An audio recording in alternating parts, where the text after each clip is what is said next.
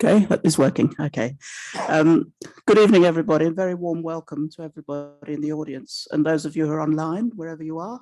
My name is Eve Howell and I'm on the advisory board for the Public Policy Institute of WA.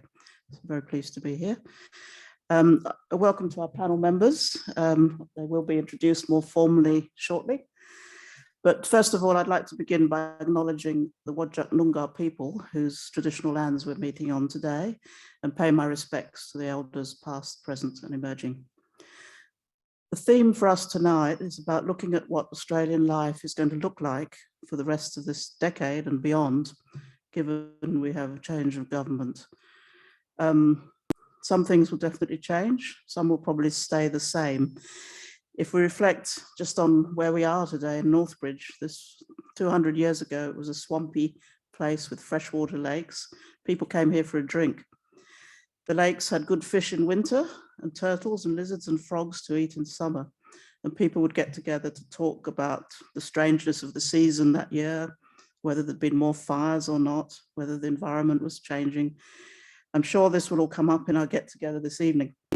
So many things change, some stay the same, but now, of course, there's much more ethnic variety, a very different look to Australians, but we still come to Northbridge. It's still a place where we come to for a drink and a meal and a yarn. A few words now about the University of Western Australia's Public Policy Institute. Firstly, I have to say it's obviously run by some very visionary people, because when they started planning this event, they must have known that there was going to be an extraordinary election result so that we can have the sort of discussion we're going to have tonight. The goal of the Public Policy Institute is to provide informed leadership by maximising the policy impact of the university's research, both in WA itself and in Australia as a whole and in the Indian Ocean region. It acts as a bridge between academia, government, and public and business needs. And it does this by running public events, just as this one is, organising roundtable discussions, producing reports, providing UWA research expertise to policymakers and others, as well as training UWA researchers on how to work with government, business, and not-for-profits. Today's topic, dissecting Australian life after the election, obviously so topical. I can't wait myself to hear from the panel. We've clearly witnessed a seismic shift to the left, as well as the rise of the independents and the Greens. What is this new government going to do that will change our lives? We don't know yet, but one issue our new Prime Minister's already addressed in his victory speech was to commit his party to the Uluru Statement from the Heart in full. And that, of course, includes a First Nations voice enshrined in our Constitution. And I guess that will mean, well, it will mean a referendum. And we haven't had one of those for 23 years. When that will be, I guess we'll see. I hope that will lead us to becoming a better and more tolerant country towards our First Nations people. And I'm sure that will be part of the conversation this evening. Climate change and emission reduction targets, obviously another prime issue in this election.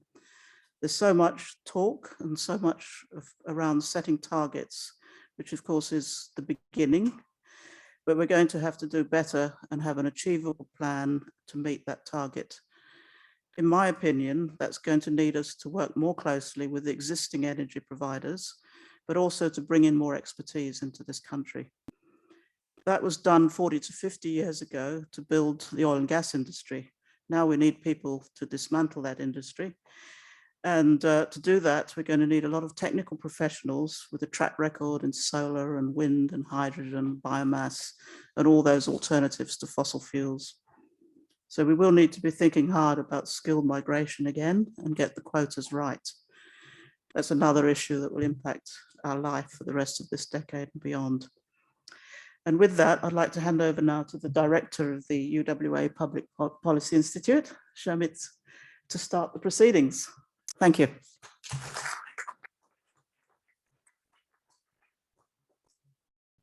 Thank you very much, Eve. I'm Shamit Sagar, as Eve just pointed out. I'm the director of the UWA Public Policy Institute, and you're very welcome to join us in this conversation this evening, dealing with dissecting the 2022 federal election. So the emphasis will be on dissecting. I don't know into how many pieces, and they won't necessarily be neat and tidy, but we do need to shed some light on what is an unusual election, one that's not been comparable to anything that's taken place for at least a decade, maybe not longer.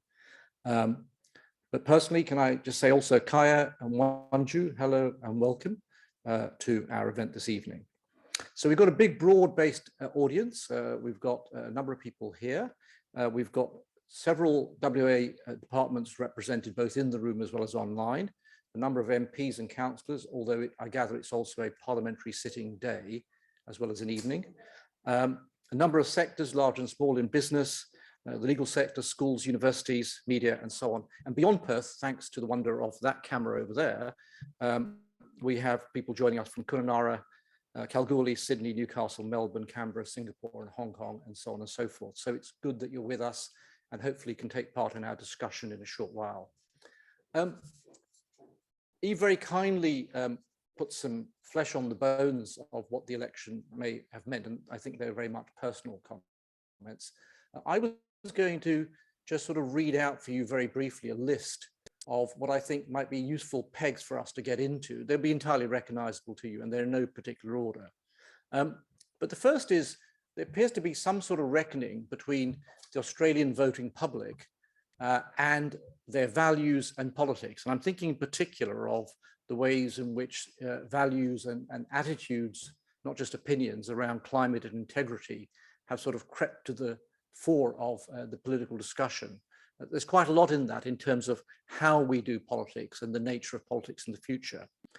Secondly, and related to that, there's something around who gets included in politics, the kind of composition. So I'm not the only one who's noticed that there's been a significant, if you want, feminization of Australian party politics, long overdue by international standards.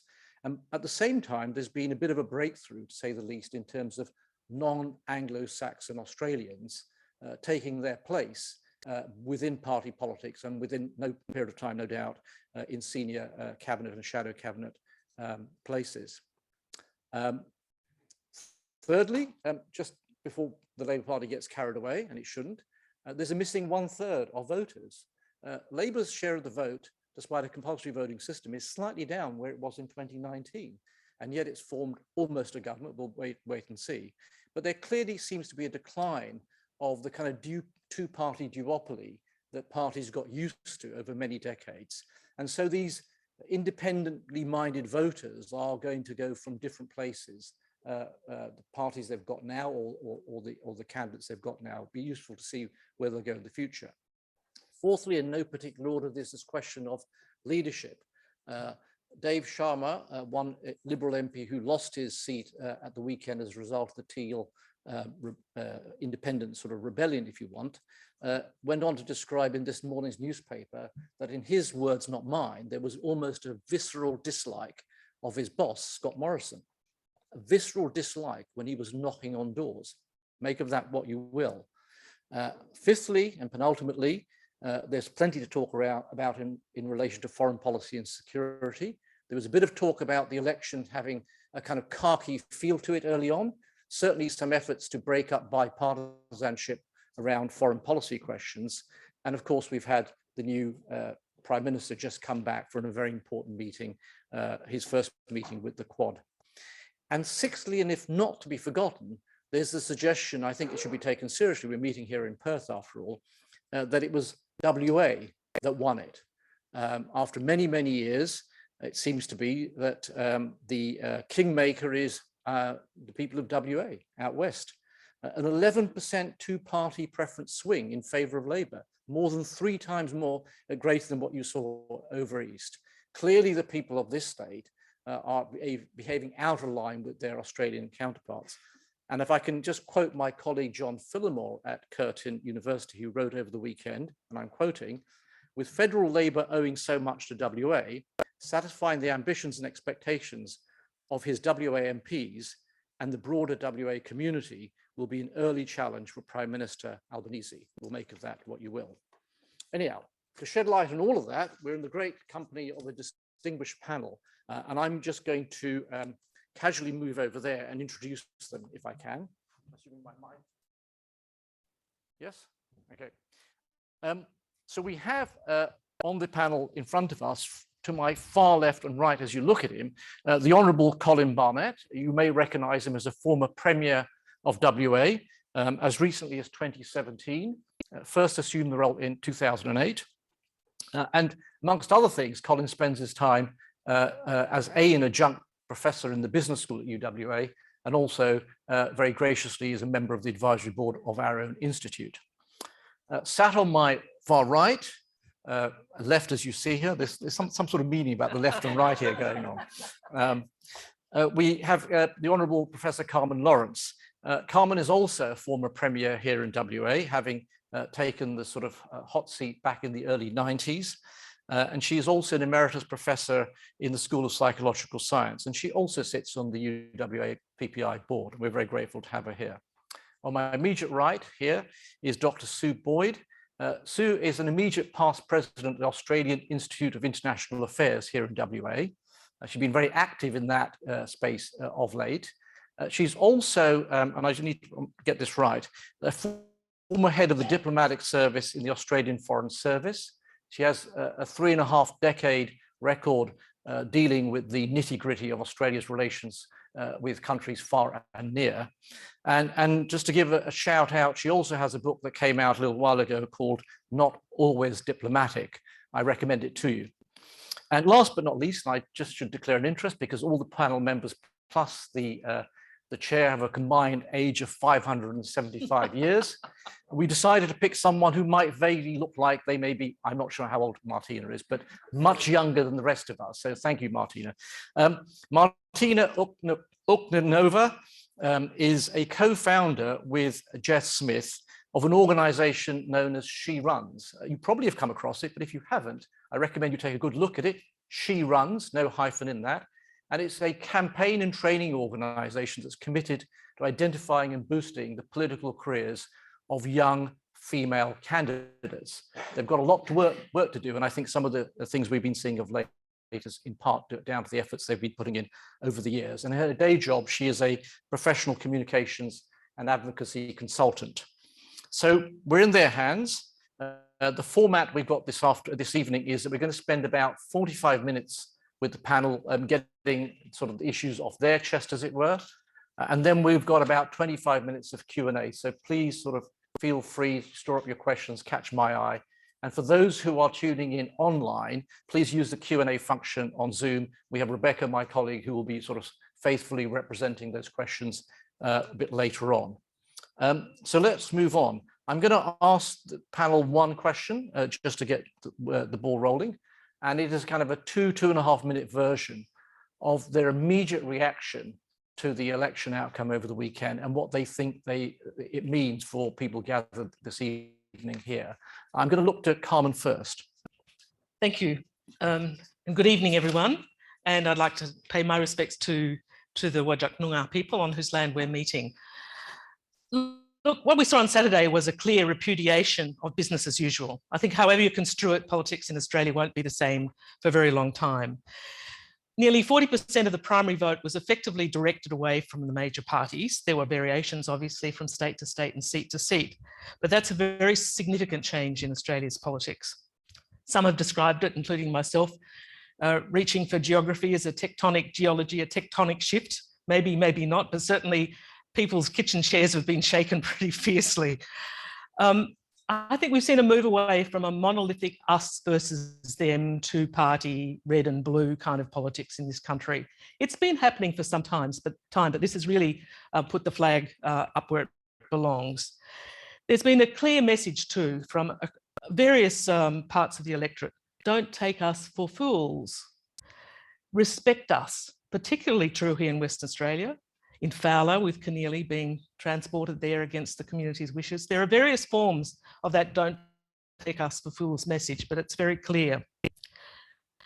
Pay attention to your community and not by pork barrelling. Don't insult us by showering us with money. Listen to us is a message that's come through loud and clear, I think, to the major parties. And voters have shown themselves willing to overturn the status quo with huge swings, as we saw in the teal seats. We're not talking about 2 or 3%, we're talking about 13, 14, 15%. And here in Western Australia, very significant as well. The government wasn't listening to us, many people said, and that's why we did what we did.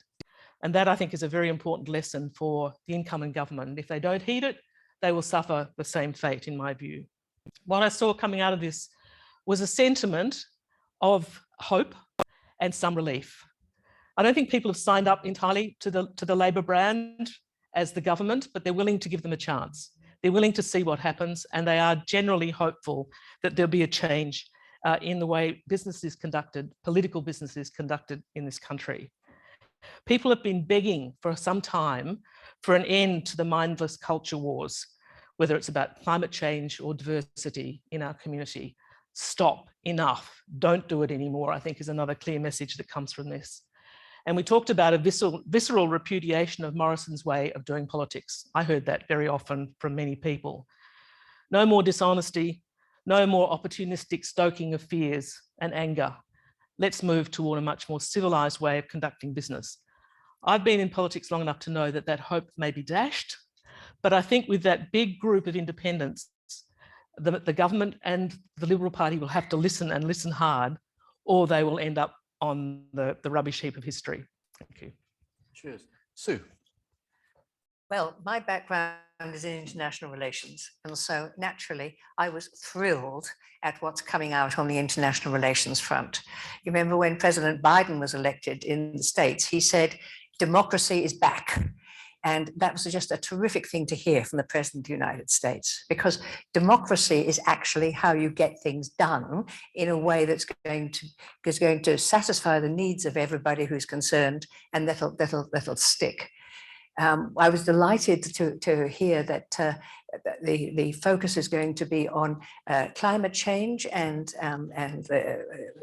problems with the environment, because when we look at our relations with the Pacific, and there's also an emphasis on doing better in our relations with the Pacific, which I could say a lot about, the main thing is what they're most concerned about is climate change. And it was very noticeable that one of the early messages of congratulation that came to Albanese was from Bainimarama, who is president of Fiji. And his first utterance was, "We're so glad you're going to do something about climate change." I was High Commissioner in Fiji for a time, and also accredited to Tuvalu and Nauru. And while I was there, John Howard imposed the Pacific solution to deal with refugees that wanted to come to Australia to have their refugee status tested, but were not going to be allowed to put foot on Australian soil. And we were looking desperately, under direction of the government, for Pacific Islands where we could set up somewhere where these aspirants could be processed. So it was my job, as I was accredited to Fiji and Tuvalu and Nauru, to actually go and ask the prime ministers of those countries if they would partner with Australia in this venture. Fiji was quite clever, because Fiji is very clever, and it said, well, this is a very important matter, High Commissioner, and obviously we'll have to refer it to Parliament.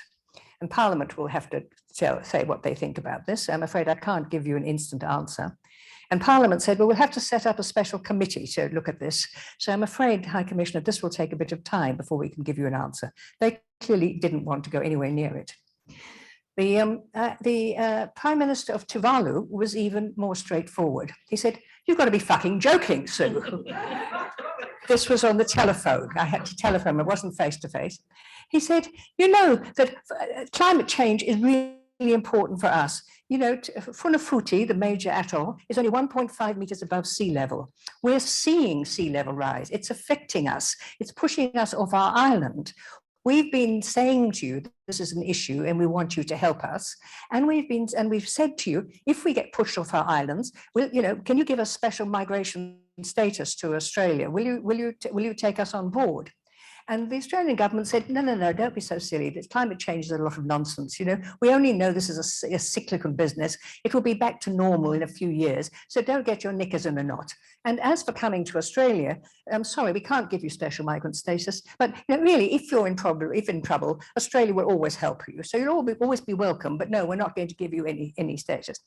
So with this background, Tuvalu said, why should we take your people? You know, we've got a small population. Our land is very small already. We're hard for us to manage, and you want to take more people? Get fucked, Sue. So that was the message that I transmitted to my government in so many words. And Nelly Sopoanga, who was the president then, is president again now, was another of those who sent an early message to the Prime Minister, new Prime Minister, with congratulations on what's gone on. The only place we had with success was finding somewhere was, of course, Nauru, and we all know the history of Nauru. What people don't know really is why Nauru agreed to take the asylum seekers into partners. Yep. So nice story. I'll do it briefly. Briefly. Okay. Yep. Basically, we bribed them. Basically, they had a lot of money they needed. They didn't have any money. They hadn't paid their public servants. They hadn't paid their bills. They needed money desperately to survive. Will Australia pay for all these deficits that we have? Yes, of course we will. Thank you very much for helping us. I've got a lot more things to say. We'll come back. We'll come back. Yeah. Okay? That's an ongoing story. Martina, your immediate reaction. My immediate reaction from the outcome of the federal election was that representation matters. Over the past 2 years, I have worked very closely through our organization She Runs with women who are interested in changing their societies and their communities, but didn't see themselves represented. We had women who were incredible leaders in their communities, but had absolutely no idea how they were able to get involved with politics, because a lot of the times they didn't see many young people, they didn't see many people from migrant backgrounds, let alone refugees. They didn't see many young women who didn't have parents who were in politics entering politics. And that was sort of something that was really discouraging, because they didn't actually know what was happening once you enter politics. So the first immediate reaction I had to the outcome was that representation really does matter. When we look at the current composition of the Australian Parliament and Senate, oh boy, it is so exciting, and the numbers keep on growing. I mean, we went from a 31% of female representation to 38%, and in the Senate, we currently have 52% of female representatives, which is absolutely fantastic. After I got over this initial excitement of seeming progress, I also realized that this is an incredible first step forward, and started thinking, oh boy, we have so much more work to do. So representation matters, and also we need to do a little bit more work to make sure that we keep up, because in the next 3 years, it's going to be absolutely crucial that we ensure that there's seeming representation is going to trickle down to individual communities, and every single one of the candidates, especially female candidates who didn't see themselves represented, and now they do, will actually understand what is their path towards the change that they want to see in their communities. Thank you. Colin, immediate reactions, 2 minutes. Well, when I was Premier, I used to be often called the Emperor, but I'm feeling a bit like the last Emperor at the moment. Because I think, and congratulations to Anthony Albanese and the Labor Party. I think we're going to see for the next decade Labor governments, both federally and at a state level. So it's a unique alliance in that sense. The themes through the election, as I observed it, were a lot of climate change, very prominent, issues to do with women, or if I can express it that way, and cost of living. I think they were the sort of three themes that I can see continually coming up on commentary. However, in terms of specific policies, this has probably been the weakest election I've ever seen on both sides of politics. Very little specifics about how we're going to do things. That concerns me quite a bit. I think in politics too, a leader of a party, whichever one it might be, but I'll just say Liberal and Labor for the moment, you have real authority and power, if you like, if you actually not only win an election, but you win an election which takes government off the opponents and to you. And so Anthony Albanese has got a unique time now. I don't think he's a particularly inspiring person, a good guy, know him, not that well, but he's now got a unique opportunity over the next 6 months, because it doesn't last long, where he will have almost an absolute ability to do things. The two things I think he should do this week are immediately start a process to have 4-year fixed terms. People hated this election. It's a simple thing, and it'll probably be a couple of elections out, and get rid of a so-called national cabinet and get back to a sensible structure of government. It's a cabinet without a parliament, and you can't have two cabinets running the aspects of the country. And I'd hope that we'd also see over time, I think one of the most inefficient and wasteful and confusing aspects of Australian politics is the overlap and duplication between state and federal government. And I'm not talking about constitutional issues. It has been quite shameful, I think, in recent years. And this election was really about matters that primarily, while local issues are important, have been at a local level. And I know one commentator, I think, from the East Coast described it as an election to see who would be Mayor of Australia. And it was a bit like that. So while there's celebration now for Labor, and I think that's good, a lot of things to come. For the Liberal Party, I think they're in a desperate situation. Time is a big factor in politics. They've been in power for 9 years. And so there's always going to be an opportunity or a mood for change. And that will happen to Labor in due course, but it's probably a decade away. The other aspect that I think was overlooked in this election was, from a Liberal Party perspective, they lost the top half of their batting order. In the last 5 or 6 years, whether you like or dislike individuals, Tony Abbott, Malcolm Turnbull, Julie Bishop, Christian Porter, Chris Pine, and there's others. It just goes on. They lost all of their experienced and competent people who could debate in Parliament, who could manage a department and so on. So, that's the way the cycle goes. So I'm glad I'm not involved. There was a time, this time last year, I think, just after the state elections, you were the last man standing. You used to make a joke about that, yeah? Yeah. And it feels that way. So I want to ask this kind of a Carmen and Colin question to begin with, which is, you're both from parties that are actually, over a period of time, doing less well in terms of attracting the loyalty of supporters. There may be different groups of people voting for them, not the same group of people, but the long-term trend is that the Australian public have found, and if you want, increasingly falling in love with independent options. We saw one particular one this election, but many others. How do you react to that without your party hats on, in a sense? Carmen? Well, I think it's important to recognise that the people who, particularly the Teal independents, who have been so prominent in this election, they were speaking very specifically about a certain type of community organisation, a bottom-up kind of politics, a democratic approach to selecting candidates, deciding on policies. And if you think about it, that's the way the major parties used to be. They used to have broad membership. They used to invite their members to take part in policy discussions. Their members were involved in selecting candidates. These were people embedded in their communities. They were very active in all the organisations that go to make up a single community. And I mean, I've spoken about this many times before. What's happened to the Labor Party in particular, but Colin can speak for the Liberals, is that they've essentially become corporations who manage elections. And a few people are in control of choosing candidates, and we saw candidates parachuted in to poor effect. And very few people are involved in the day-to-day running of the policies and programs that make up our body politic and a democracy. So I think one of the things that's going to have to happen, if there's to be any shift away from what we've seen in the last election, is that the major parties rediscover internal democracy at the very least, and they also discover the need to relate in a very systematic way to their communities, so that they're seen to be democratic in the Parliament, listening to the independents, giving them opportunities to debate and so on. It may sound a little idealistic, but I think what the election has shown us is that people do want a different kind of politics. They want bottom-up, not top-down politics in Australia.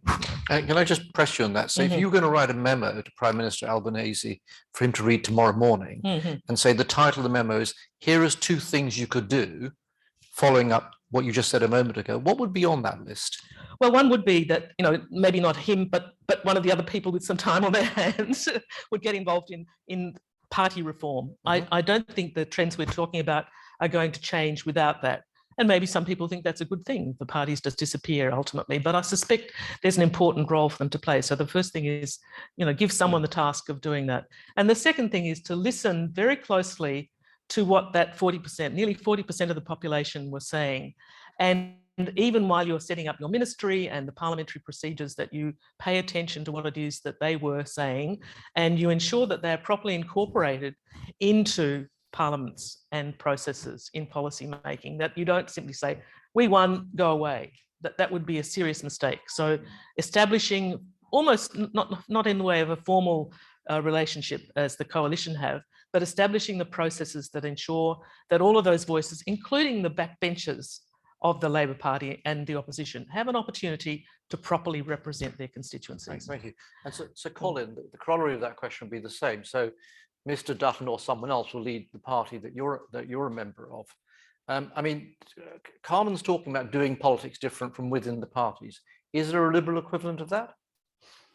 Well, I agree with what Carmen said, but I'll just add something to reflect on.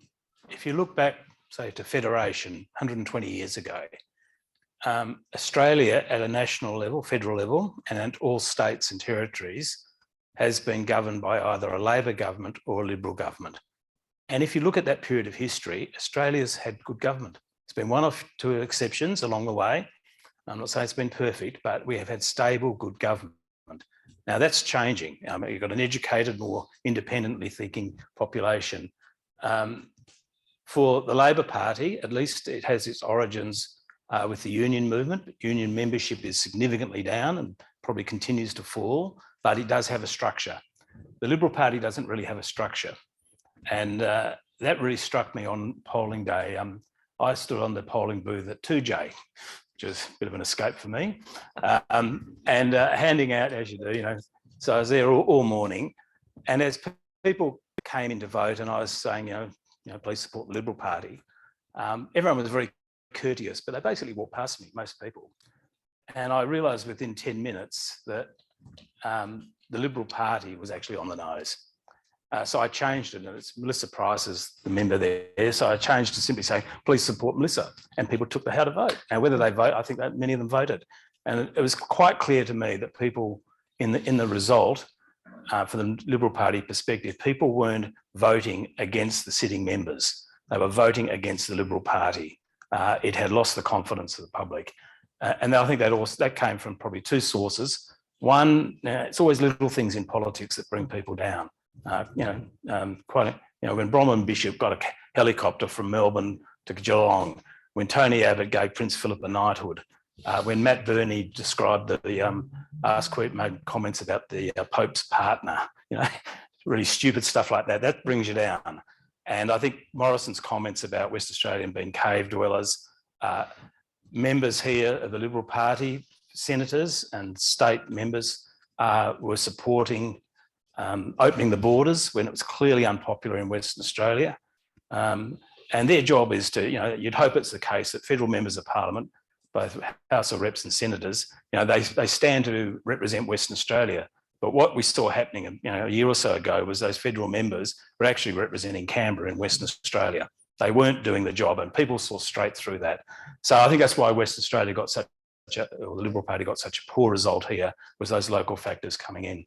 But we're going to have a more complicated parliamentary system, and it's going to be difficult. But I just remind you, we've had good government in Australia and even a big change of government that has took place.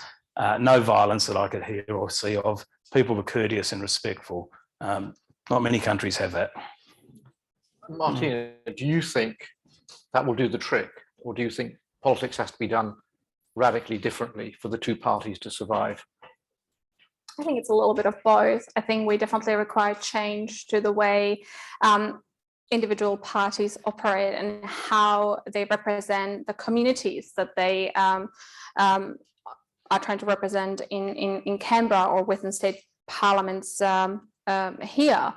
I think that there needs to be sort of small incremental changes within the political parties themselves, but also on a national level. I think within the political parties themselves, from a female representation, we need to sort of look at what seat women usually get put into. Those are the marginalised seats, not the safe seats. We need to look at the parachuting of the candidates that Carmen already mentioned, and sort of see what that does to the trust that the parties have with the individual communities. We need to look into whether the parties are listening to the constituents within their communities, which seem not to happen. And on a sort of national level, and that's been already mentioned before, was there needs to be a greater trust of the society in the work that the parliamentarians are doing for them, and also a greater understanding in terms of what they actually do for us on a local, state and federal level as well. And lastly, again, Carmen already mentioned that there needs to be sort of greater decency when it comes to bipartisanship or multi-partisanship and how the political parties operate together. I think after years of pandemic, climate change induced floods and fires, the last thing that people need right now is the parties bickering between each other.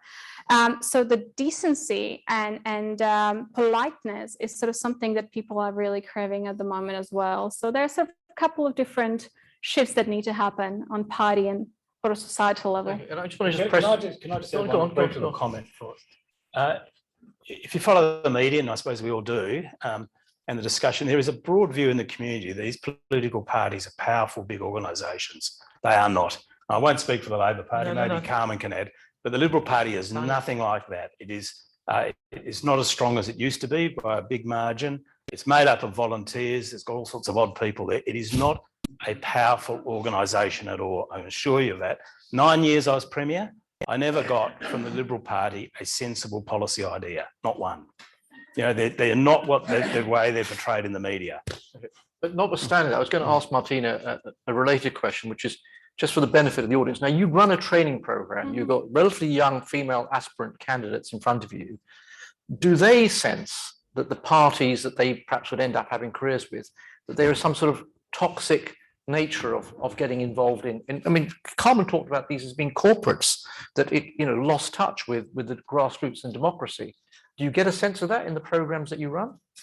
I think a lot of the times is not having an understanding of what the political parties do and what they can do for the candidates themselves, and not necessarily having an understanding of how the political party itself can help someone propel and whether it would be easier for someone to run as an independent. So I think that there is a lack of awareness of the work the political parties do, and then lack of understanding of the support that the political parties can provide to the candidates. So we bring the political parties in, and once they explain it, a lot of the candidates have a greater awareness about what actually goes into the work that the political parties are doing for the candidates themselves. Okay, so Sue, when our friends and our enemies near and far look at us here in Australia, how do they respond to Australia's political class, the people who have been running this country from both parties for the last 20 years? I think basically we're respected from overseas. I think people who are involved in government and the impact of government recognise that Australians are sensible people. We're middle of the road people. We occupy a sort of particular place, a level, international relations. We're obviously not a superpower, but we're also not a poor nation. We're a competent middle power, and one that's actually a useful ally to have as you're trying to advance things. I mean, we've played that role consistently. Well, that's the way we're seen, I think, internationally. I mean, we're well respected by well respected by us, the senior people like Biden, like the Prime Minister of the UK. We're well regarded by those people. I obviously see the way that that our new Prime Minister was received in Tokyo, and I have to tell you, it's a bit of a dig, really. You know, the way you dress and the way you appear in public matters. And I thought, you know, that the fact that Albanese has had this fantastic makeover, which I think really helped him in projecting himself as a fellow that we could identify with and be proud of to have as our Prime Minister. And I was especially proud when he got to Tokyo, and there was the lineup of the 4 leaders of the Quad, and they were all impeccably dressed in fantastic suits, all navy blue. That seems to be the power color at the moment, but impeccable. And Albanese was there in a suit which is as smart as the other ones had. I felt very proud, if I could say that way. So I absolutely agree with you. And let's hope we never have another election in Australia where the two leading candidates are ScoMo and Albo. Let's get rid of that. Okay, well, but go on, briefly, go on. Just a very quick point about, someone raised the question of trust. And one of the things that I think has been slowly declining in Australia is trust in the political parties, but more importantly, that's been rubbing off onto trust or lack of it in our democratic institutions. But having said that, Australia still sits really near the top of the tree. So we should hang on to that. Some of the work that's been done, for instance, on responses to COVID and rates of vaccination show that those countries where trust in institutions is high tend to be the ones who've managed things like the death rate best. And we're still well placed on that. So it's something to retain and to aim to keep. And so trust in our public institutions and our political parties is not just something that's nice to have if you can get it. It is actually a very critical part of the way we conduct business in this country. Yeah. And it's been earned, you're saying? Yes, it has to be been earned. earned, It has to be earned, absolutely. Okay, Yeah. so someone said in the first round of questions, I can't remember who it was, but the words to the effect of opportunistically stoking up fear. Who said I that? said that, You yes. said that, yeah, I couldn't remember. And I just want to talk a little bit about leadership right now.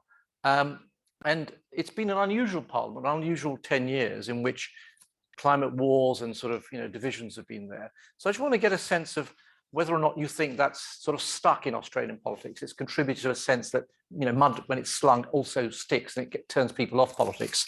So with your permission, I'm going to use something I shouldn't normally do, which is use a prop. And it might sort of remind some of you about where we're going to go with this. I could stand up with a broad accent and say, "Go on, touch it," but you wouldn't believe my accent. But this is a prop, and it's designed to bring out sort of fear more than anything else. You can have a view about whether it's effective or not. You can have a view whether or not we should be powering our homes and our cities using thermal coal. But it's a prop that's part of our political culture. It was a part of political theatre in Parliament not so long ago. So do you think that or something like that has a role in supporting our democracy and supporting public attitudes in our democracy? Carmen to start with, then to Colin. I wrote a book called Fear in Politics a while ago. So I understand the role that fear plays in changing people's minds and votes. And sometimes it's a reasonably based fear. I mean, we needed to be afraid of the virus and the pandemic. We needed to have that motivation to assist us in embracing the change that was required. It's when it's used cynically in order to press certain buttons that people would probably rather not have pressed, around things like race, for example, around things like safety in their own homes, so the law and order debates, attitudes toward minority groups, refugees and asylum seekers, Sue's already mentioned. When those buttons are pressed hard, that's, in my view, always a sign of a cynical attempt to get a response that's not based on a careful assessment of the policy, but on a straight emotional response. Emotional responses are not bad. I'm, as a, someone who studied psychology, I understand the role they play both in our lives and in our citizenry. But when they're exploited in that way, and the climate change can be exploited both ways. I mean, climate change risks are real, and the risk from failing to act is certain because it's happening now.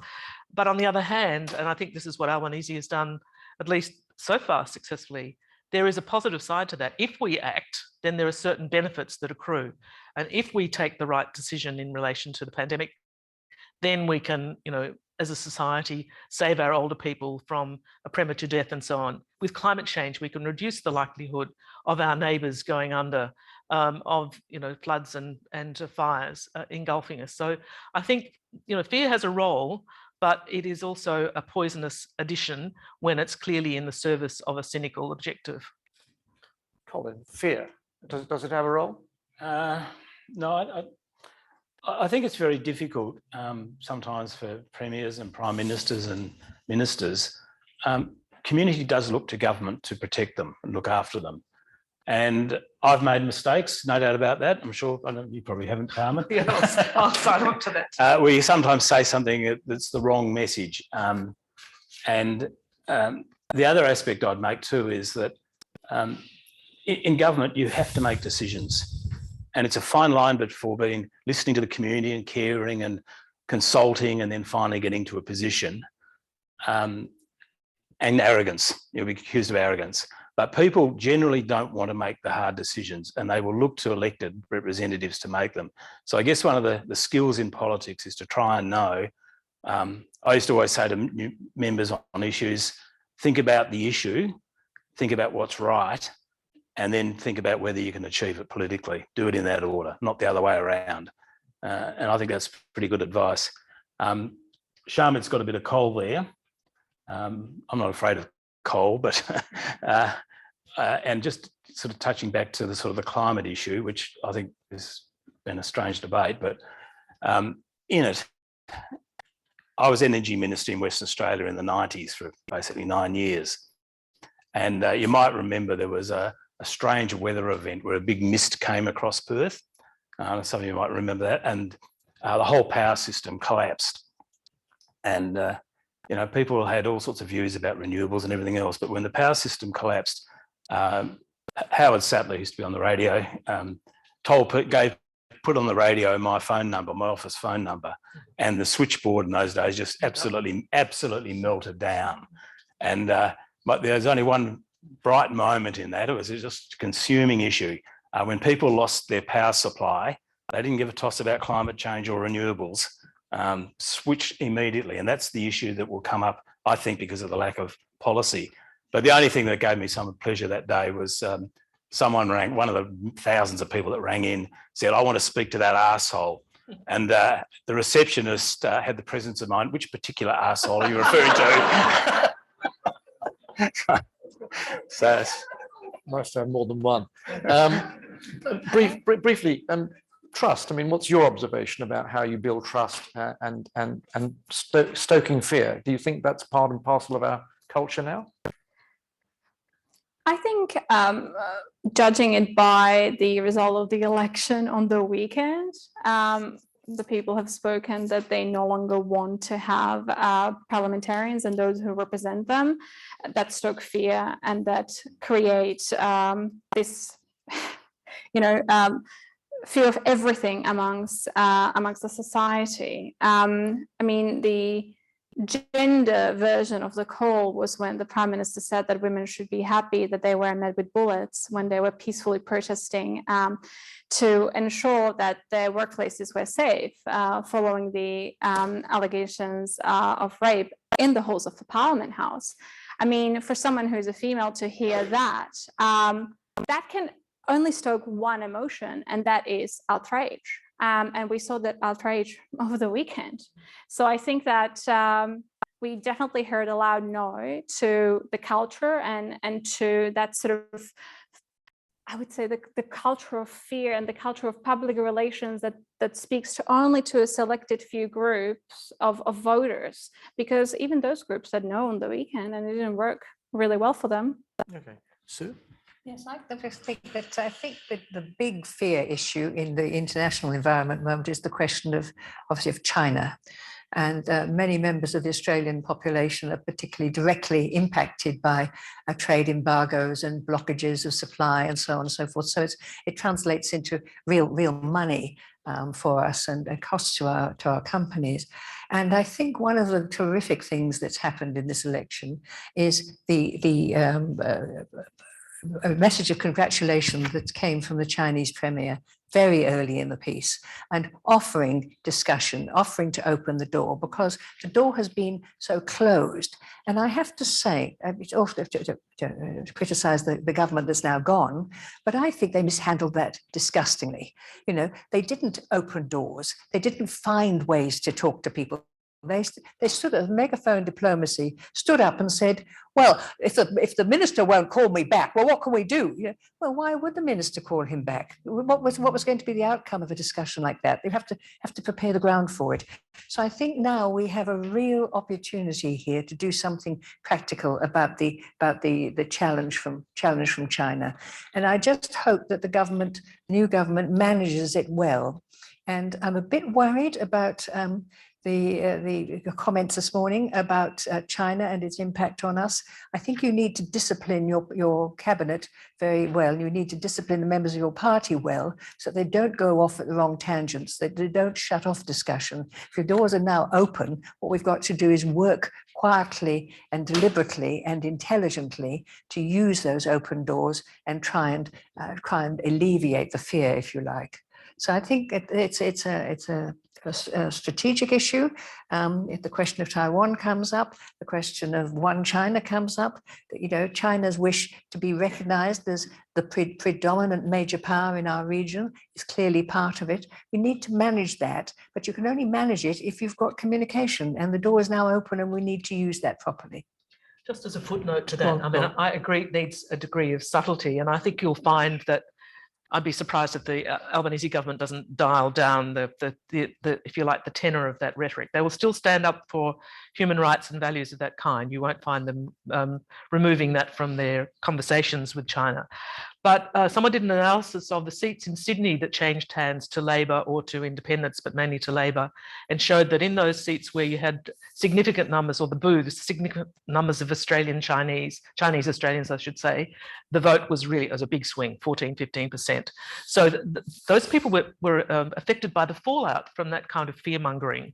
They're the ones who copped it in their neighbourhoods, and they were really unhappy and expressed that in their vote.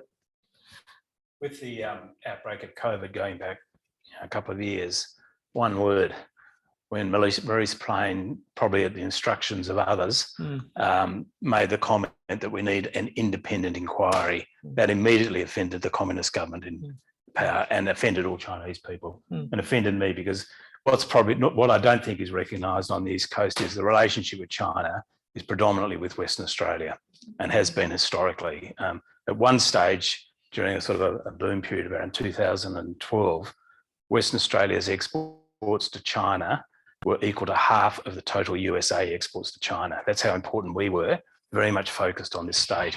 And it's caused a lot of angst in the business community throughout Western Australia. So yeah, a bit more subtlety, a bit more courtesy.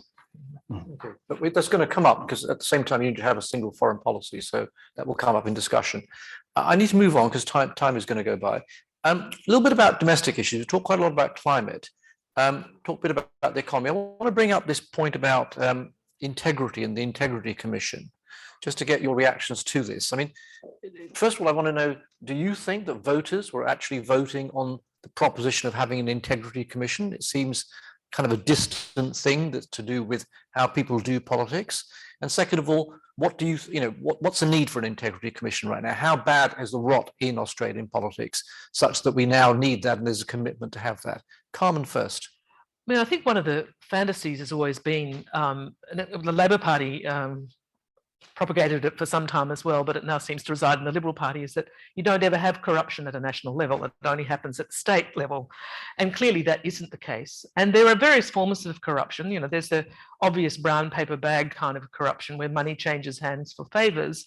But there's also the kind of corruption that we've seen with the administration of grants, for example, where certain groups are favoured without proper evidence of need, and it buys votes. That's a different kind of corruption, and one that certainly I think needs examination. So some of it may not fit all within the simple Integrity Commission of the kind that's been proposed by the Teals and by Labor, but it will focus attention on how government makes decisions about the distribution of the benefits and the costs of governing. And I think that's what Australians have been asking for, whether they were Teal independents or Greens or people swinging to Labor here in Western Australia and other seats.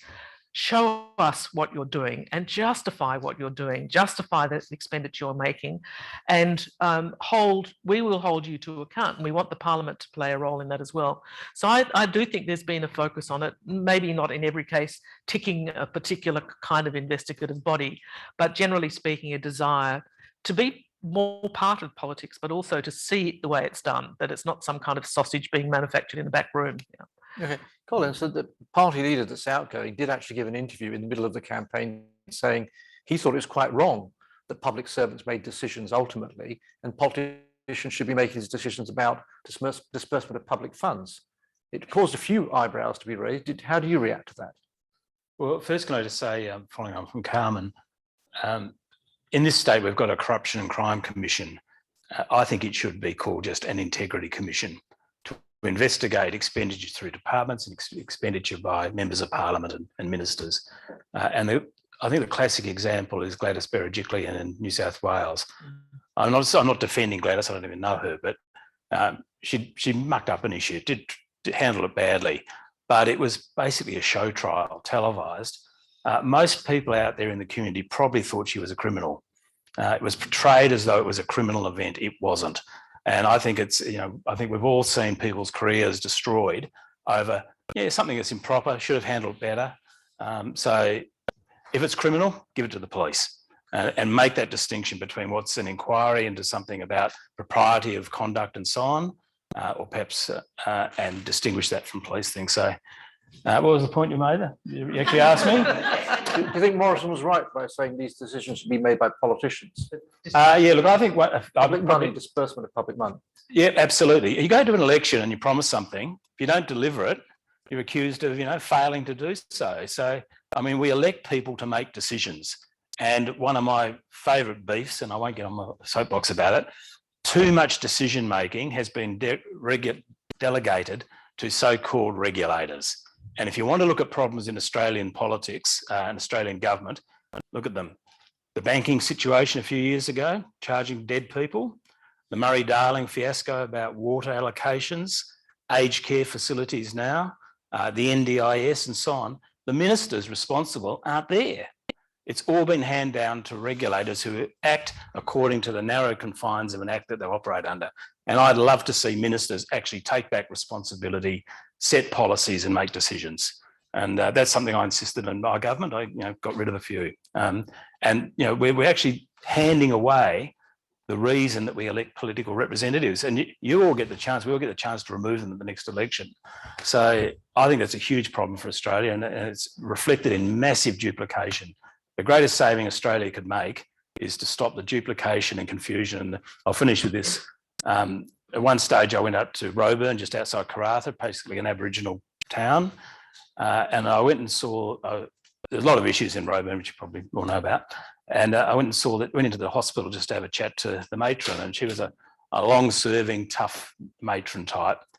And I asked her about the town. She said, the problem with this town, Colin, is there are 59 government services available for 1,800 people. She said, every day, someone's knocking on a door saying, I'm here to help you. Services where people actually hadn't even been to Roebourne. I mean, just if ever the people of Roebourne have got a struggle, it's not made easier by all of those agencies, those Commonwealth state, university-based research groups all over the place. So we need to simplify government a little bit and decide which level of government's got some primacy in which area. And if I will finish with this. If you look at it, and I'm a state politician, so I'm probably not objective, but where Australia's got 2 million public servants, and that includes the military, 2 million. 78% of them are actually state employed, not Commonwealth. So if something requires people on the ground, nurses, teachers, police, whatever else, it's better to deliver it increasingly at a state level. The Commonwealth's got the money and it's got the brightest people in terms of making policy. But we're not seeing that in Australia. It's a complete, I don't know if you agree, Carmen, it's got a lot worse, in the last 10 years. I agree. And without going into the detail of that analysis, broadly I agree. But I do think there's another element, and that is that at a federal level, the federal government, as you said earlier, is constantly getting more and more involved in things that rightly belong constitutionally to the states. But they've also handed a lot of responsibility over to the private sector. Aged care is a classic case, childcare, employment services, etc. And then there are lots of providers and they are contesting with one another. Some of them are not-for-profit, but a lot of them are for-profit. So a big proportion of taxpayers' funds are going into funding, if you like, private sector operators who then have to be managed. There's a whole bureaucracy that manages them. And over time, they lose understanding of how these things operate. They actually manage contracts. They don't know how aged care works. And we saw that writ large during the COVID epidemic. It was clear that the Commonwealth Quality and Standards Body knew very little of what was actually happening in the aged care sector. So there's a big problem there. And Albanese said at least that he's going to reduce the number of private sector consultants who are operating to the federal government. and to restore that role to the public service. I think it's very important. And Carmen, I think classic example of that, the NDIS, good scheme Yeah. in every sense, but its problems that it's going through is exactly what you're talking about. And a great principle, not working. No. Okay, so a lot of things on the in tray for the Albanese government. Let's switch back, and I'm going to open up to questions to the issue that's cropped up a couple of times around foreign policy and foreign relations. So Sue, very quickly, you were making the case that a lot of this had been sort of lost in the subtlety, okay? The emphasis had been wrong, you know, sort of picking fights, not having doors open and so on and so forth. Even if you smoothed all that away, even you had the most smooth diplomatic approach to people, to countries that we've got on the wrong side of, as it were, so to be, in recent years, is that going to be enough, or are the challenges in this part of the world much greater than simply diplomacy? Well, diplomacy is a method of doing things. It's not necessarily an end in itself. And there is a lot that needs doing. Clearly, we've got to do a lot more about our relations in the Pacific. We've acted badly towards, we don't think we've acted badly. We think when there's a crisis, we're the first ones there with aid, and they're very grateful for our aid, and that's been terrific. But when it comes to more subtle interactions with governments and policy making and things that benefit the inhabitants of the island states, we've really been very bad. I mean, I put my career on the line when the government decided to take away Radio Australia from broadcasting in the Pacific. And I wrote and said I thought this was the wrong thing to do. The minister at the time rapped me over the knuckles and said it wasn't my job to write those sort of letters. I didn't understand the ins and outs of the issue and so on. So, but I did, and that was clearly the wrong decision. A wonderful source of soft diplomacy, of soft power, of ways of communicating with people in the islands, and like in our own elections here, actually relating to what they want you to relate to. What are the things that bother them? How can we interact on the basis of what bothers them, what's of interest to them, rather than what we think needs to be dished out? And I think, you know, there's a culture in the Pacific which is different from the way we do things very often. People forgive each other. There's a crisis. There's a method of people making apologies and being forgiven, and they do that because they've got to live on a small island together for the rest of their lives. You can't go on carrying grudges against each other. You forgive, but you might not forget. I mean, it's still there. But you know, there's a way of doing that. There are processes for doing that, and we don't interact with those processes. We don't act according to the way that Pacific Islanders work, and I think it'd be much more effective if we did. So, what do you think of guest worker programs from the Pacific? I think they're fantastic, but they're badly administered here in Australia.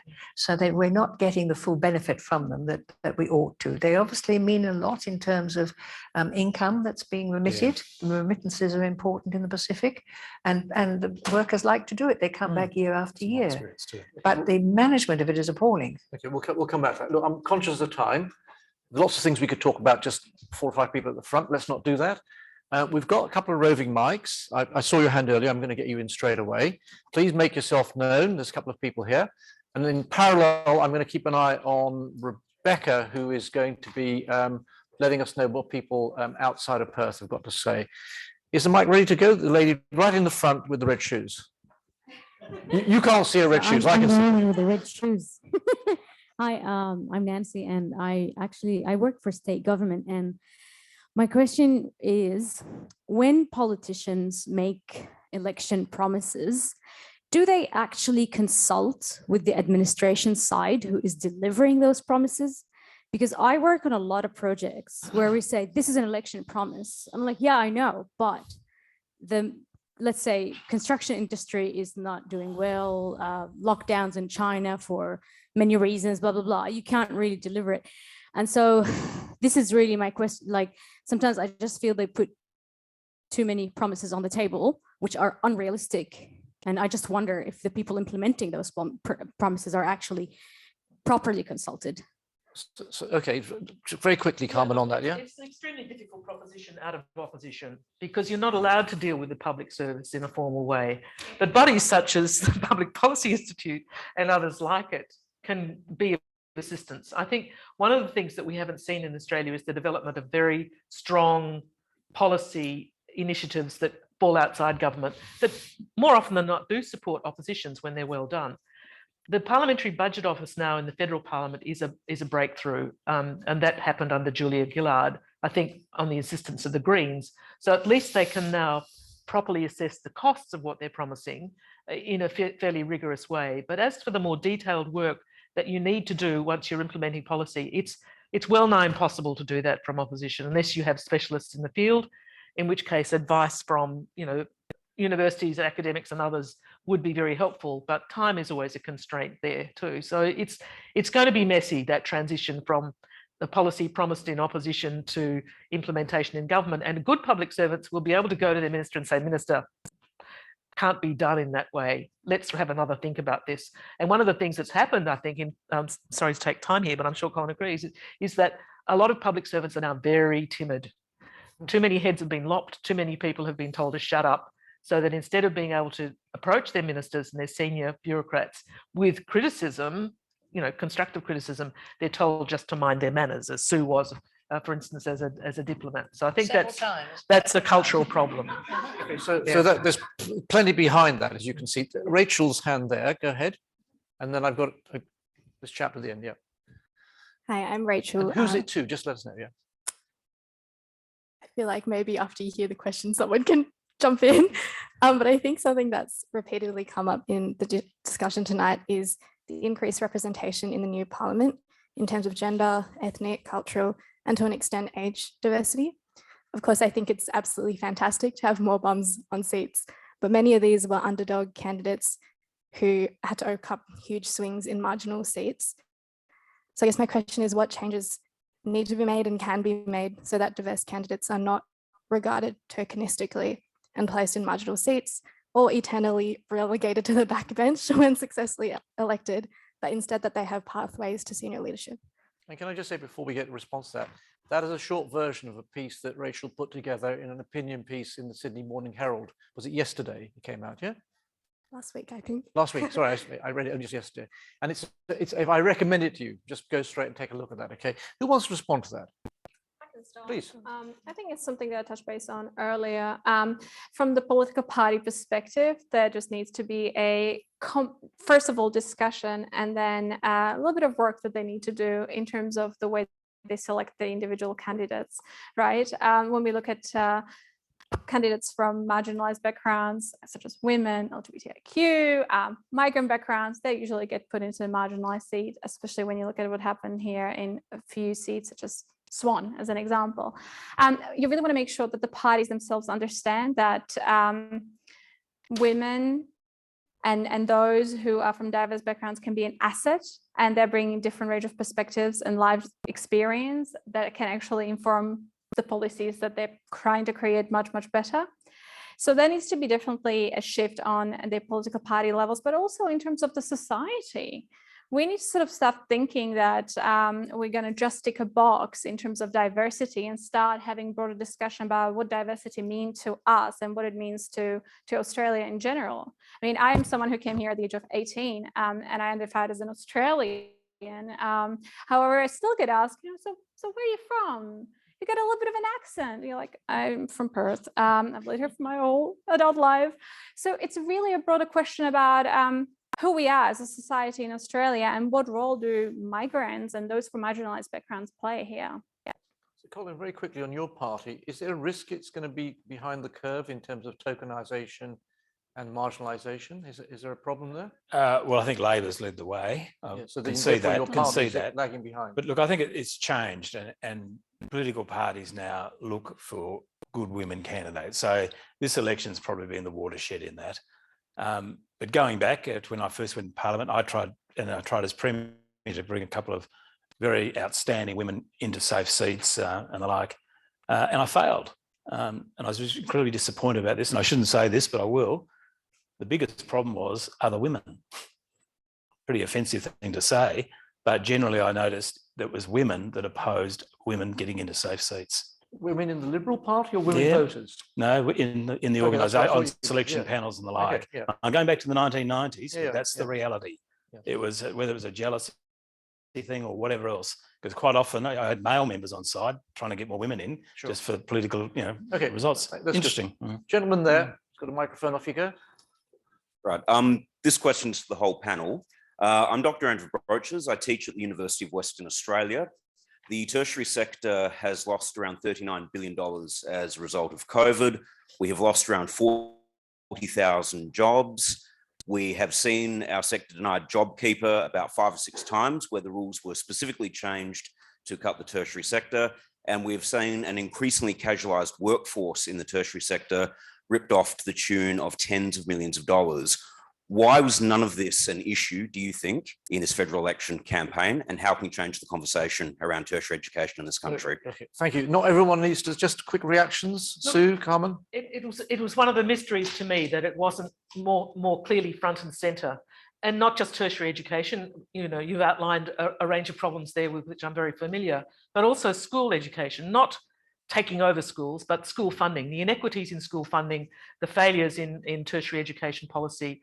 I'm hoping that one of the first things you'll see from a Labor government is that they will sit down and dissect those entrails more carefully, because I know that it's close to the values that, for instance, the minister holds if Tanya Plibersek is the confirmed in the ministry and the government. But as you've said, some of these are long-term problems, particularly the casualisation, the decline in research funding. All those things just have to be addressed systematically. And I'm hoping that's what Albanese means when he talks about the need to do some of the further work.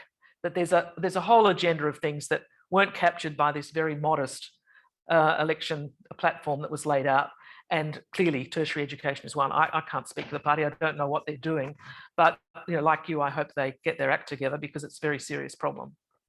Okay, just before that, I'm going to just turn to Rebecca. A couple of questions, if you can, representing whoever's out there. Yeah? So we have someone online asking, can we set up a collaborative style parliament that you see in some European countries? Okay. That's it. Okay. All right. Anyone want to react to that? Yes, Martina? we can. Is there Yeah. political will to do so? That's where I'm not really sure about the answer. I think it would take a very, very long time. I think there needs to be a greater societal pressure to make sure that those that we elect are being held accountable. And if we want them to shift their behaviors and work in a more sort of collaborative setting, then yes, but this is sort of something that could happen maybe a couple of decades down the track. So anyone want to come in on that quickly? I think it's difficult given the way you know, the Westminster system has constructed the idea of government and opposition. It isn't going to change overnight. I think you can change the temperature in the parliament. You can reduce the amount of animosity and biff culture, if you like. And I think having people from a variety of backgrounds and cultures and more women can contribute to that. It won't solve the problem, but it can contribute to that. So people are thinking differently about the culture that they encounter and object to it when they see that it's, you know, too blokey, as one of the failed candidates put it following the election. But it won't happen overnight because the rewards are there, including from the media, for people who can deliver a 1-2 punch. And they think of it in terms of combat. So that will be a difficult culture to break apart. It's not impossible, but it's not going to happen overnight, I fear. Yeah. Okay, but I guess it means, you know, sort of putting political capital into the deal, which is that you give your opponents some role in the government. You give some of the committee chairs roles to members of the opposing party, actually giving away power as a prerequisite of creating collaboration. It's worked pretty well, actually. You know, that's where the real discussion goes on. Yeah. The problem is that governments don't listen to the findings of committees. So Okay, you know, okay, all right, okay.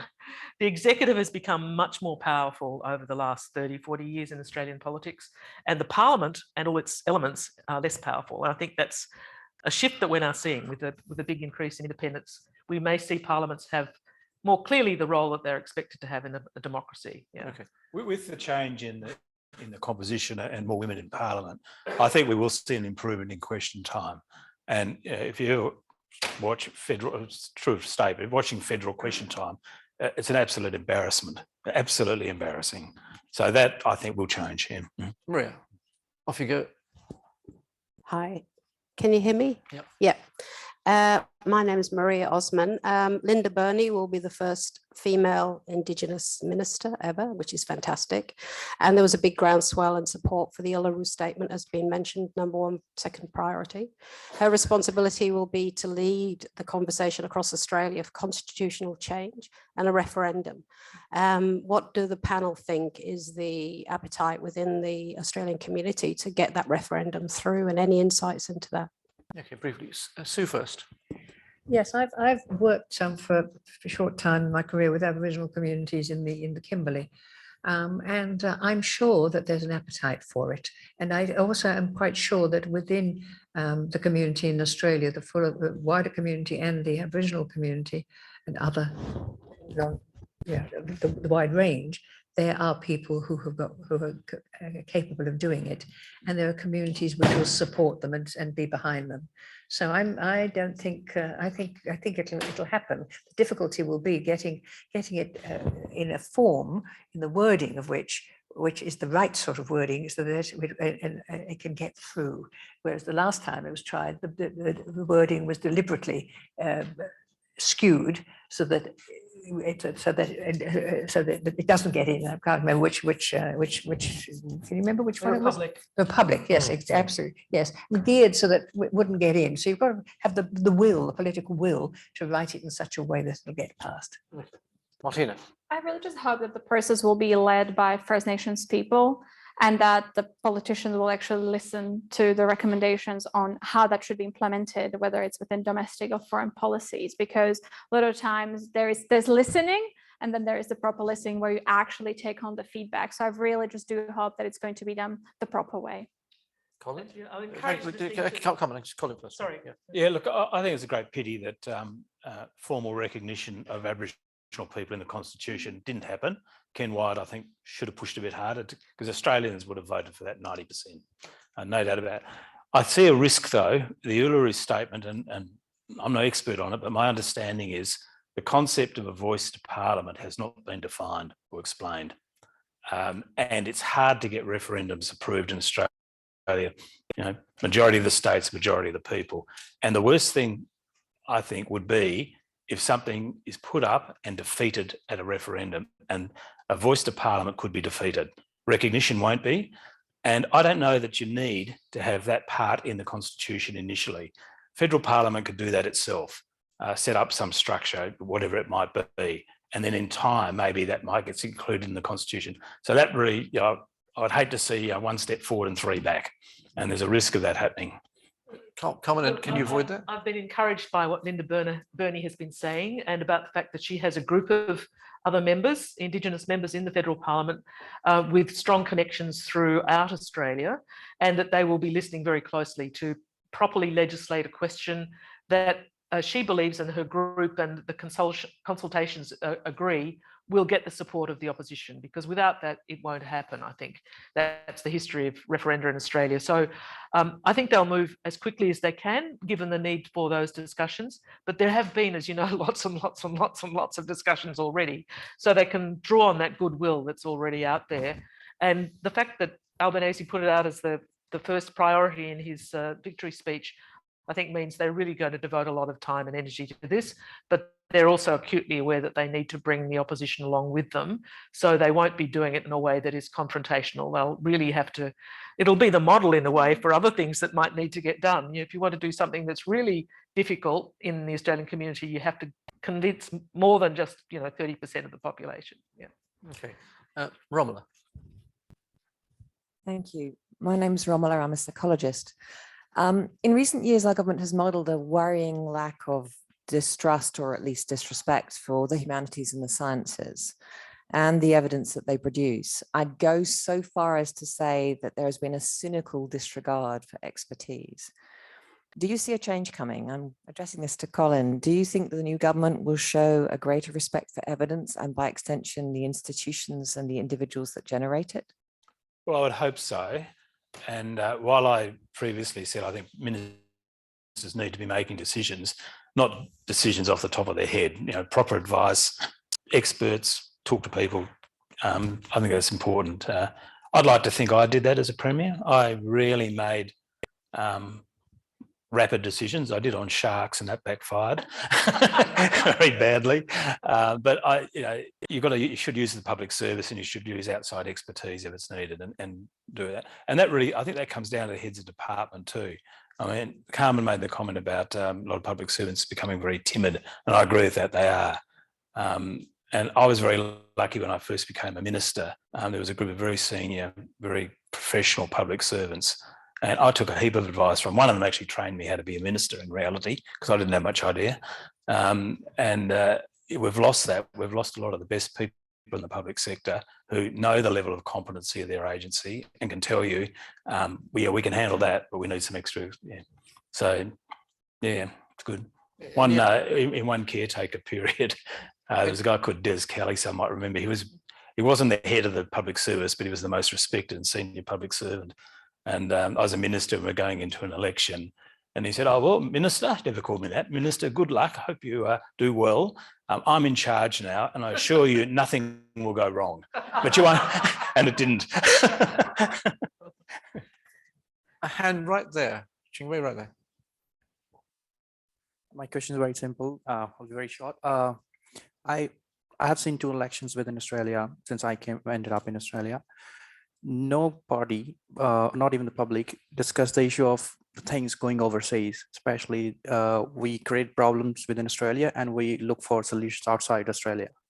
And also the skill sets. We always look for example, the big industry like oil and gas and mining. We always look for skill sets outside Australia. Oh, we need people.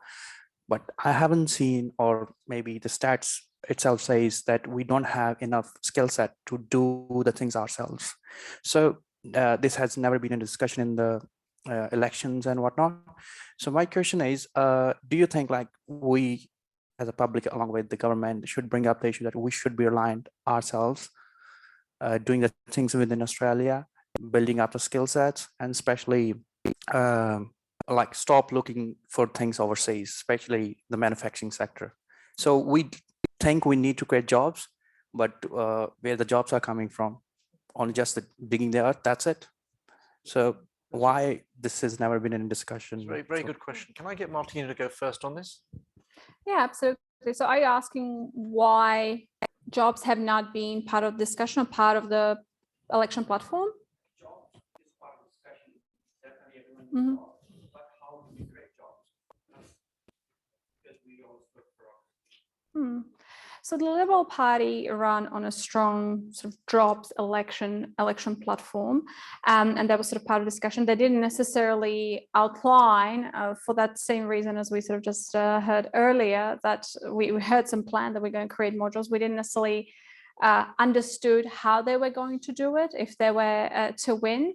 I totally agree that there needs to be either better migration policy for Australia. So if we bring those from overseas in, they have opportunity to stay in the country, such as with regards to the Pacific Islands.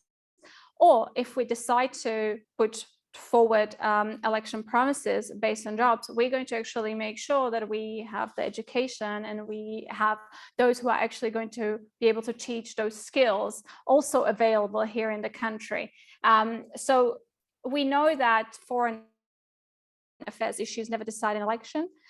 It is the domestic issues.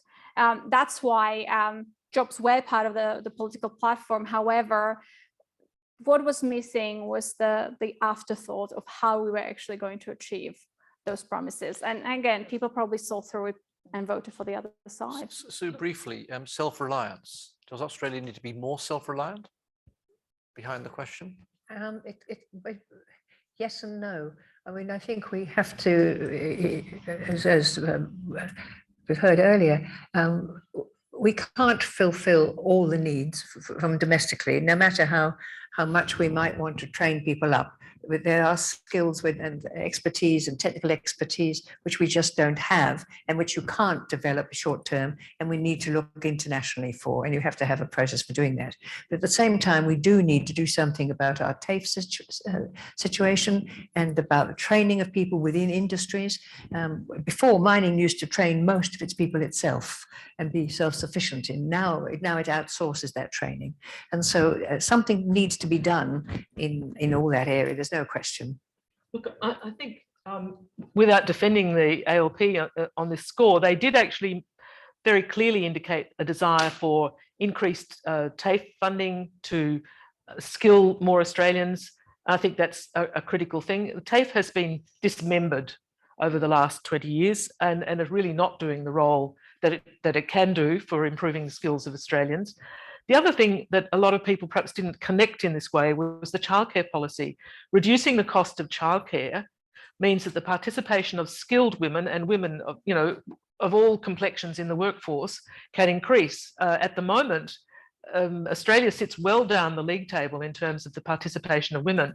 And one of the things that happened during COVID was that even more women dropped out of the workforce. So there's a pool of skilled labour there waiting to be, if you like, employed. And there are a whole lot of young people whose skills are probably underdeveloped because of the poverty in our TAFE system over the last period of time.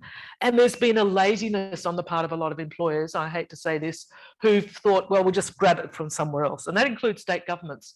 Why should we be taking nurses and doctors from countries that need them more than we do, who spend a lot of money training them, whether they're from Southeast Asia or the Philippines or Africa? These are people with desperate health problems, and we're saying we'll get more of our staff from there.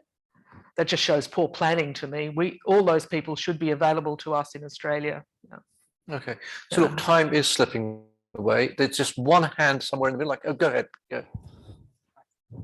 Hi, my name is Dave Pereira. I'm also a student from UWA, but I also work at a fuel station. And one thing I always hear is the people are complaining about the cost of living. And also some people are experiencing homelessness as well, and they can't seem to find a house. Do you reckon the next 3 years the government will really focus on social programs and helping the people who are struggling? Okay, so who want 1 minute answers? Time is going quickly. Carmen? Look, sadly, they've not indicated a desire, to increase the unemployment benefits, which would help some people.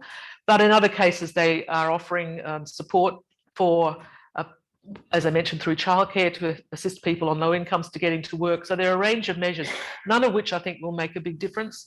The housing policy of both parties was truly risible. They have no effect at all, as far as I can tell. And really, the state governments need to get their act together when it comes to the provision of housing, and the federal government needs to back out, I think, of that space. Okay, so look, okay, there's one hand here. Very last one, go.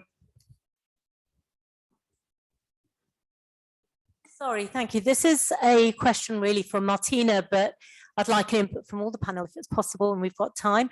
I've been a parliamentary journalist in the UK and a bit of a media watcher. Do you think that the attraction of strongman politics is finally on the wane?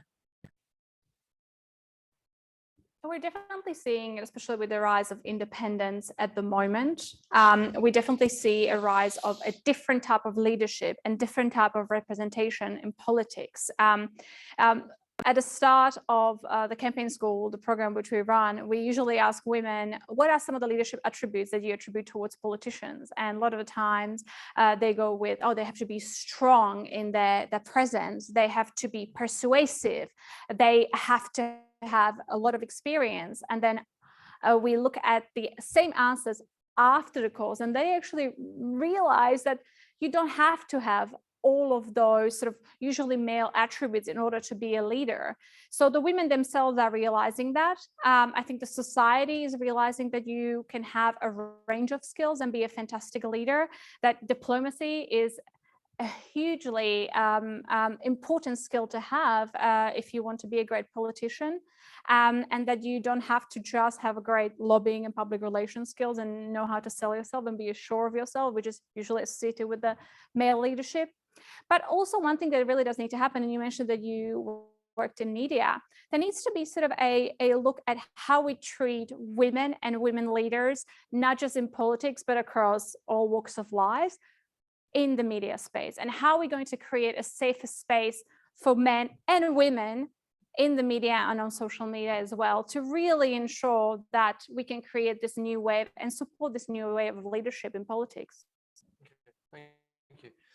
So look, I'm going to give each panel member exactly a minute. I've got my watch out and I will sort of rip their microphones away from them because they're not that disciplined. And it's entirely my fault. But the question I've got in mind, I'm just trying to summarize a lot of the discussion we've had. So you're Mr. Albanese, you've got the first 100 days, to use that sort of hackneyed expression, takes us to the end of August. What one thing could you most advise or most seek from the new Prime Minister in order to best encapsulate some of this spirit of a change? There's a lot of spirit of change in the discussion so far. What would you suggest could be in that space that would define the role of the new Prime Minister early on in his term? Carmen first. Well, very quickly, I mean, he mentioned it himself in the front of his victory speech, implementing the Uluru Statement, absolutely front and centre. He's made the commitment and it must be done. And then there are a number of areas, childcare, aged care, where we have had enormous inquiries and investigations and where it's clear what needs to be done. So those things where, especially aged care, the treatment of our elderly Australians is truly appalling and really needs to be fixed. So at least those three things, I think, would be pretty good for the first 100 days. Excellent, thank you. Not you. to fix it, but the legislation. Okay, yeah. Thank you. Stu, clock is ticking, not just my clock, but his clock. End of August, you've got to get it done by then. What's it going to be to define his term? I think there's got to be a very clear statement about what are the areas of international interest that the government needs to focus on as a matter of urgency. Some of it's a question of funding. I mean, it was outrageous that the foreign minister asked for funds to run the Pacific program and the cabinet said no under the previous government. That's outrageous. So to present a plan for how they're going to actually go about these really important issues which are clamoring for attention now, what's the way forward, what's got to come first, what they're going to do next. And I think you could do that in the short term. Okay, Colin, question to you, but bearing in mind that that would be something that also would benefit Australian politics, not just the Labor government. What would be this 100 days platform for you? Well, as I think a few of us have remarked, that the policy agenda through the election was weak, no matter who won. So I think in that first 100 days, there might be half a dozen key areas. Uluru Statement is obviously one of them. Come out and just articulate what the objective of the government is. Don't get caught up in the details. Say our objective in health is to do this, or our objective in foreign policy is this, and articulate it and make sure people understand. And that gives a signal to the bureaucracy. It's amazing. Ronald Reagan, whether you think he was a great president or not, one of the characteristics of Ronald Reagan was he never gave instructions. He would go out and make a speech about the ambition of America in an area, and it would happen, magic. People would go away and make it happen. And it sounds silly, but it's true. I did that a few times because some American friends of mine told me, do a Reagan, try and follow it. And I did, and it worked on a few things. And just to articulate, because the policy development, I don't think was all that strong in Labor, but Albanese's now got that opportunity just to lay down what the objective of the government, not his government, stop using those terms, but what the objective of the Australian government is going to be over this term, and do it properly, then you'll find it'll flow. Martina, what would that be for you? From a policy perspective, it would be the access to universal childcare, which would be a game changer for families here in Australia, and also for the economy. We know that the money we put into childcare comes back almost twice as much at the end of the day. So any money that we put into children and to the families is going to come back to us. But I also feel like during the first 100 days, he really needs to start defining his values, and really needs to set himself up properly in terms of the foundations of the next 3+ years, right? We really need to understand what this government is going to stand for and against. And we really need to have a better sense of understanding of how they're going to deliver what they're going to deliver. So I would like to see the foundations of everything else that is going to do on a policy level later down the track. Great, thank you very much. So look, time has gone by. I'm on borrowed time. I've gone past the allotted slot. I just want to do a couple of things. First of all, on your behalf, first of all, thank our panelists who've been stimulating this evening. So thank you very much.